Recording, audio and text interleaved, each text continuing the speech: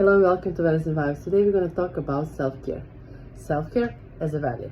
We're going to find out what is self-care and why it's not your priority as well. Stay with us and find out more.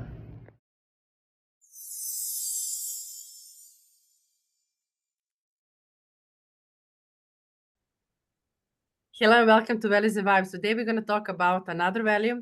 We're going to talk about self-care. And Louisa Bulow, she's going to help me with definition. Of course, with that is always Tia Lancaster, CEO of Orivali 180. Louisa, do you have anything to share about self-care? So the definition of self-care as per our model is to nurture both body and mind. Yeah, I'm doing that often. That's my value. Yeah, I'm not sure. Well, you have to nurture your body, whether you want to or not, since it's not easy to carry a baby since you are pregnant, but probably not nurturing it enough when you have another small child in the house. Self-care is an interesting one because I don't see it that often in people's final eight. Do you, Louisa? I mean, I can see it I see it a lot in the round 4, penultimate 16. So it's things that get carried towards the end, like that's important to me. But yeah, perhaps not one I see as much in the final 8. Just funny because I think especially in American culture, self-care is a big deal, at least as far as like fitness goes. But maybe like with things in life, with things that we take for granted, we don't necessarily prioritize in our value prioritization exercise because we just think it's part of our life.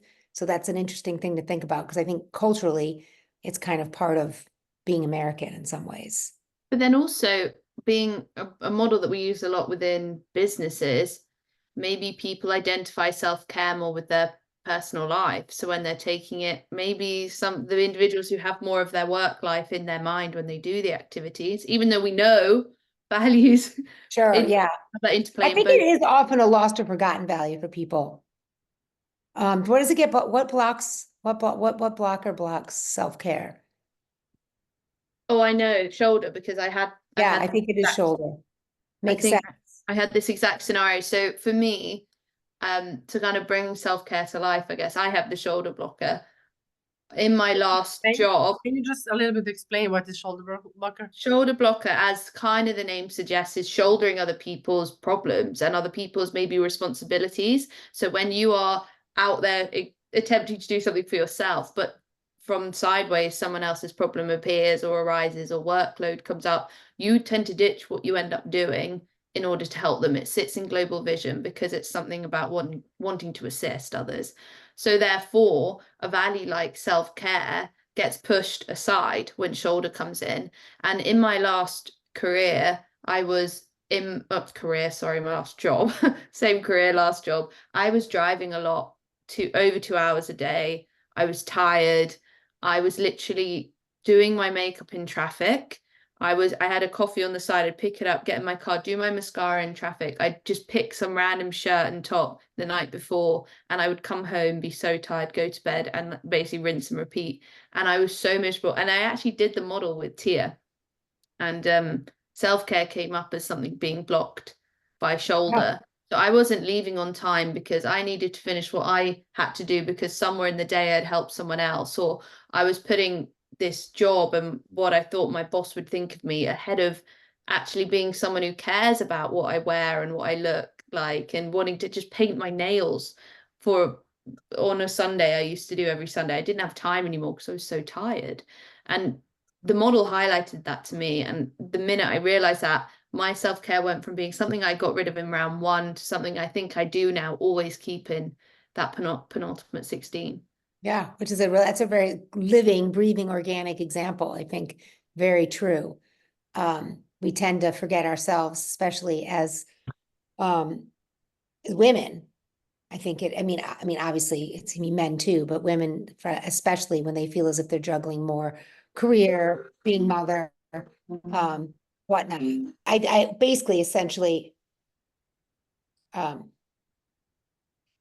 think that's just the constant struggle. I mean, when you speak to women, they always say, oh, you know what I mean? I feel like I do everything half.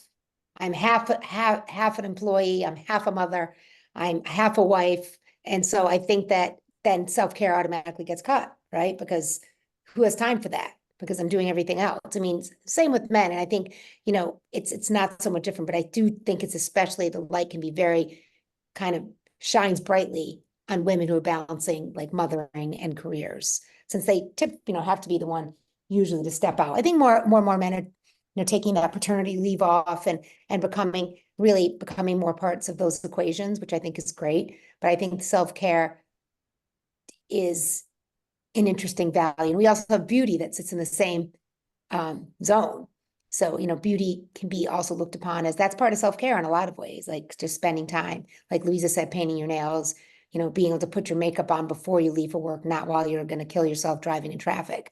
So self-care is an interesting one. I don't know. I mean, what do you think about it now? You're pregnant with your second child. It's not like you have that much time. I mean, you're trying to rest, but you're still being pulled all the time.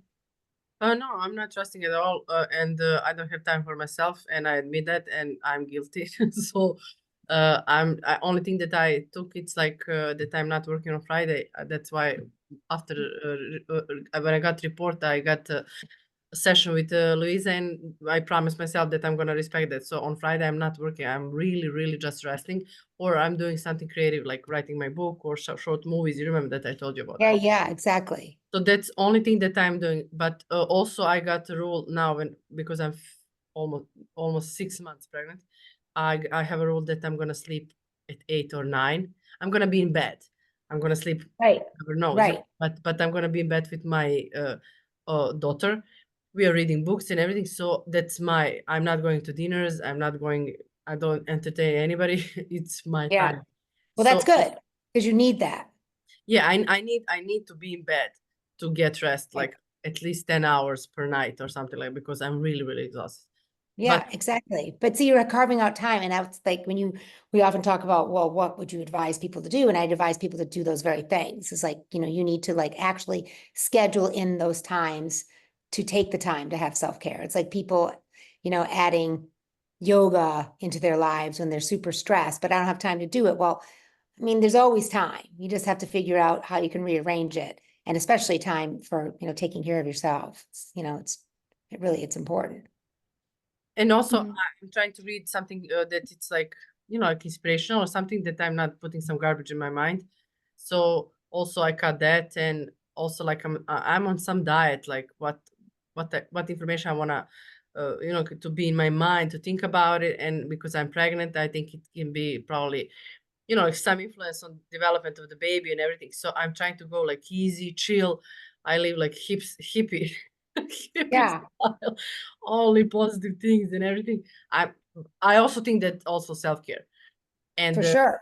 when I spoke with a couple of friends that they have 2-3 kids or something, and they work really, really hard, they told me like for them self-care, it's even like coffee in peace, 15 minutes, nobody in silence. Right. That's also, I think also that you can do. But what you can recommend, like when you work in a company, or if you're part of some corporation, what would you suggest if your value self-care is blocked? How you can wake up that value, how you can practice your value of Well, self. I think in our model does it for us in a sense. So it's kind of almost answers itself, because I think self-care is kind of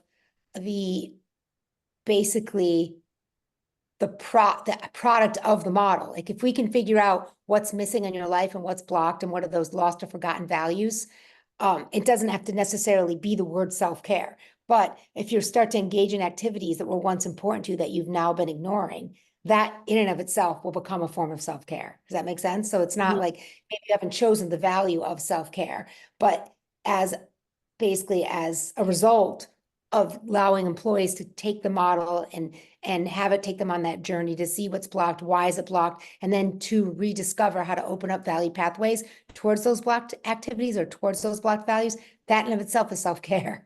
So I guess the model itself is almost a form of self-care. Kind of makes sense, right? And I would say tangibly set your priorities, like allow yourself some selfishness in the workplace. So if someone says, actually, can you help me with this? And you know that if you do that, you can't finish what you need to do by the end of the day, which means you need to stay longer, which then you get less time at home to do whatever that was for you, Or if you just finished early and you want to sit at your desk for 10 minutes and have a coffee, whatever it is, you have to allow for some selfishness. So what shoulder is doing for a lot of individuals who will choose that and will therefore have self-care blocked is it is allowing you to show kindness and compassion and help other people when it's productive, when we've, what we say, honed it. However, when it's being counterproductive, it's actually affecting you from achieving happiness because you're not shouldering productively. You're actually getting rid of things that are important to you. Right. So I think you have to be able to say, yeah, you have to be able to say, not my problem. So the blocker that sits in personal empowerment that supports self-care is helium, which is essentially the bystander effect, where actually you don't get involved with something because it's not my problem and I need to get on with what I need to get on with. Makes sense that that supports self-care. Yeah. So actually, if we haven't chosen helium and we have chosen shoulder, tell yourself, it's obviously in the workplace, in certain scenarios, when is it and when isn't it my problem? Set priorities would be my advice. Right. Right. And not even and not even just in the workplace, really. Like it's like, you know, a lot of times you go to work tired because you're talking on the phone all night to your or friends that are really rely on your advice or your counsel because they're having their own issues with their husbands and their children. And you do have to be, still want to be there for that person. But, you know, sometimes you just be honest. You know, I just can't take the call right now. I'm thinking of you. I can speak to you tomorrow. I mean, if you're not suicidal and you can make it through, I just really can't do it right now because I have something I have to finish. I mean, I think that I've talked about it before, but I have a friend that I grew up with, and I was always very envious of her because she says no when she means no and yes when she means yes. And I think that's such a great skill to have. And I think that comes down to self-care. I mean, sometimes I'm always like, I think it's sometimes it come off a little abrupt. Somebody will be like maybe saying, I really need to see you guys and I want to get together. And I'm like kind of that wishy-washy one, like, oh my God, I really have this commitment, that commitment, but better say yes, because I don't want to let this person down. And she'll say, nope, can't. I have plans with my husband, Tom. We've had it for the last 6 months and I'm not missing it. And yes, it can border into, not necessarily with her, but you have to kind of hold that in of itself because you don't want it to come off as selfish, i.e. helium. But somewhere in the middle is kind of nice, but it's just being honest, because oftentimes the reason why you become victimized and jaded when you have the shoulder blocker and not taking that time for self-care is because you're doing it, but you're not doing it with those warm intentions anymore. You're like, yeah, because they expect me to do it. So here I am doing it. But that's not, then it's taken the beauty out of why you're shouldering that to begin with, you know? But I think because I have a lot of, I don't know, my empathy, it's probably because I think I'm people pleaser. And if somebody call me and tell me that he's in major problem, I'm gonna leave everything, you know, like I catch myself in situation where I'm going with my daughter, like running, you know, to solve some problems of others, you know, like, and then I love my mom. She loves to tell me like, not my circus, not my monkeys. Like you need to stay. I cannot, you know, like, and So also, true. yeah, That's like, always my problem. It's like, then it becomes self-victimization. yeah, My mother was the same thing to but me. it's so strong for me that for Me me too. to do. Me too. But I've just worked say, on it. Yep. my Just say no. boundaries are weak. So also that's led to a lot of like crises in my life because I've gotten involved with situations that I shouldn't be involved in. And it's then brought additional stress. And that's self-victimization in a lot of ways. Like, what is it? My mother used to ask me, it's similar, you know, not your circus, not your monkeys. Like, what is it that's missing in your person? Why do you need to always be that savior? Like, you know what I mean? That's why. But So honestly, Tia, I think I understand that if I help, it's going to be much faster. I don't want other person, for example, of course, my family, my brothers, you know, like, whoever asked me for a favor and he called me like I'm telling you in the middle of the night, like, I need you, I'm coming, I'm not sleeping, I'm like, you know, like, because I know how they feel and I want to help now. And I don't want them, because I love them, to be in that situation anymore. Like, it's stronger than me, but I can put myself in danger for that. you do put yourself in danger, and maybe like me, something very dangerous does happen, like happened in my life. You know what I mean? Yeah, I was helping friends, and you know, then you have something that is beyond your control, be violent, could be dangerous, and then and then your over compensation for needing, because you are so empathetic, then can harm your family because you're bringing in negativity to them and possibly putting them in harm. So can you give me an example of how I would react if somebody's overusing self-care? Am I going to tell them? Well, someone gave me advice. They told me to leave the windows half open and the door cracked. But to really being whatever faith you're in, whatever way you were raised in your family, you can still go forward and be the type of person you want to be, but you have to put up some boundaries. So I think that's the thing. And I think that if you can't put up those boundaries soon enough, then something really bad can happen. And I think that I, in my 56 years now on this earth, have learned that the hard way a couple of times. And so I think that that's what my advice would be. You can still exercise those values that support shoulder, but in order to have more self-care, you have to kind of, close the door a little bit, like window half open, because when you're completely open, that's tough. Because then you're not really, I think, can be neglecting a lot of self-care. Yeah, but I think, sorry, let's continue. No, just the opposite. If you're doing too much self-care, right? Yeah. Then I would ask someone, what even is self-care anymore? So if you're always self-caring, what's your self-care? So if everything you do is in order to give yourself what you're calling self-care, how special does that moment then become for you? You mean you're talking the flip side? Yeah, if you're ignoring everybody, like, and not really, if you're just taking care of yourself. Yeah, opposite. Yeah, total opposite. Yeah, but not in the way of simply saying, well, therefore you're not looking outside at other people. I'm saying if you're trying to use the value of self-care in your life, but you're overusing it, meaning everything becomes self-care. The cup of tea I'm drinking that's self-care for me. Yeah. I'm going to go get my nails. That's self-care for me. But then when I come back and sit on the sofa, and that's self-care for me. And if I'm saying every action of my day is self-care, what's the special moment for you? That really gives you the connection, that mindfulness of this really is relaxing myself. Okay. One last question. It's like, tell me when you have a lot of time and during the day, you're okay to find time for self-care. But when you're like me or, anybody else who is like having so many tests to finish, why is self-care always first thing that you get rid of? I guess becomes the least important to people. For me, I try to do it's always important for me to get a little bit of physical fitness. And I used to be, obviously I've talked about in the US, a big gym goer, but since living more in London since 2013, just kind of more getting my exercise in my daily life. So I like to kind of try and get in like a walk. So I try and do before my day starts. But when my kids were little, that's not the same. Like self-care is like, I don't know, self-care goes out the window a lot of times when you're just too busy. But I do think you have to actually carve that time out or it won't happen.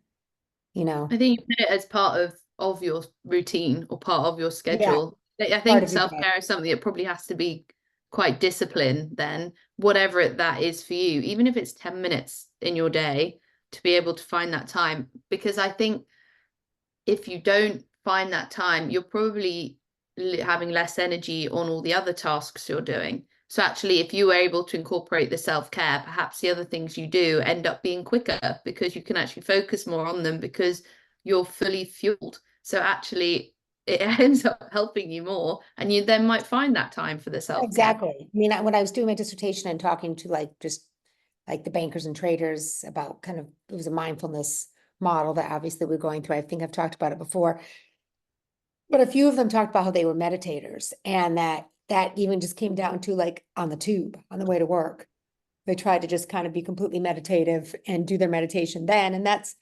self-care. But you have to you have to prioritize it, and then it has to become part of who you are. So I think that if movement, which is important to me because If anything, I probably move too fast most of my time. That's why I'm like falling all over and hurting myself in my own kitchen. My cupboard door is still not fixed that I fell over.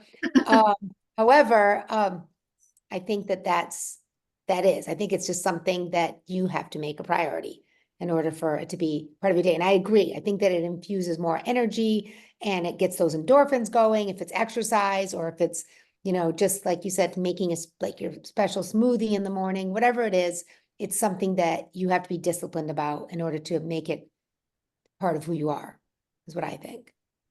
Can you give one example what you guys doing during the day for your self-care or during the week? Mine would just probably be my like kind of, I try to at least, and usually it's in the morning, but if it's not in the morning, I try to at least get like almost 5 miles in, or like, whatever that be, 8 kilometers or something, 10,000 steps, whatever it is, just try to kind of, since I used to be a big runner, back in the day, it was, I just needed to get a run in. So now it's like whoever walks with me is my victim, as all of you guys have taken walks either at the beach or London walk. So something like that for me, that's just worked into my day. And if I can't work it into my day, then I make sure that whatever jobs or errands I have to do during the day I walk there quickly. So, I mean, when I was younger, when my kids were young, I would just, and I wasn't working or working full time, say, I would drop them at school and I would go to the gym right away in the morning, whether I wanted to or not. That isn't always good because I think that I remember at one point when I was younger, I saw when I was going through some health issues, saw an Eastern medicine doctor, and he said that one thing that was wrong with Americans is that self-care could be about not doing anything for an hour for a day, because he said that like we were of the culture, and not so much in China, where we believe we just push through, you push through, like, even if you don't feel good, you just get it done, you'll feel better after the workout. And he's like, and that is just so not true. If your body and everything is telling you, you can't do this today, or you just need to rest, you should be resting. Or if your body's telling you, you just should get a Big Mac at McDonald's, I mean, not every day, then go do it.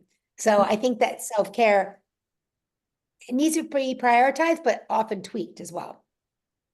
Mm. Louisa, your self-care during the day, week, month, whatever? I don't have a daily thing. I think part of my self-care is noticing the things I want to take care of. So say if I haven't had my nails done for weeks and this shellac is growing out and it looks disgusting, for me, I'm like, I'm going to take that hour after work to go and do that. Or whatever it is, in a beauty way, is one aspect of it. Like cutting toenails for me is self-care, just to take that time to go, no, I'm going to go do this and have this moment to myself. And so I think it happens when I notice. One thing that came to mind though was in my routine, when I take the bus a lot, I often won't put any headphones in. I'll just sit and I just watch the world go by. And honestly, half the time I'm not looking at anything. I think I'm in my head and I'm just having thoughts. And I think that's some of the most soothing moments. I sat on the bus for 45 minutes yesterday and it felt like it went by in 2, and I didn't even bring headphones. I just sat there staring out the window. So that for me, having a quiet moment is self-care, I would say, maybe. I agree. How about you, Milena? Only thing that I would add, like, I have like Friday off. I don't work on Friday. And why we choose Friday is because my kid is in daycare, so that's why it's Friday. Because I'm working when she's on during the weekends, I'm working whole weekend, and also now it's like that I'm going to bed really early, and I left cell phone outside of the room, and I think this helps a lot to go to sleep earlier. So the phone is true. That's true. And that is difficult. I mean, sometimes I like to leave my cell phone not around, but like, then you're always like wondering if someone needs you in the middle of the night. When your kids are small, I think and they're with you in the house, I think that's a good idea. She's next to me, so I'm okay. Yeah. But also don't worry. I have so many people on emergency, so even if it's on silent, they're gonna go through. Like, so exactly. So don't worry, I'm gonna hear this. They'll find you. Exactly. Exactly. So thank you so much for taking your time to speak about the value of self-care, and wait for another episode. That was Louisa with us and Tia, and enjoy next episode.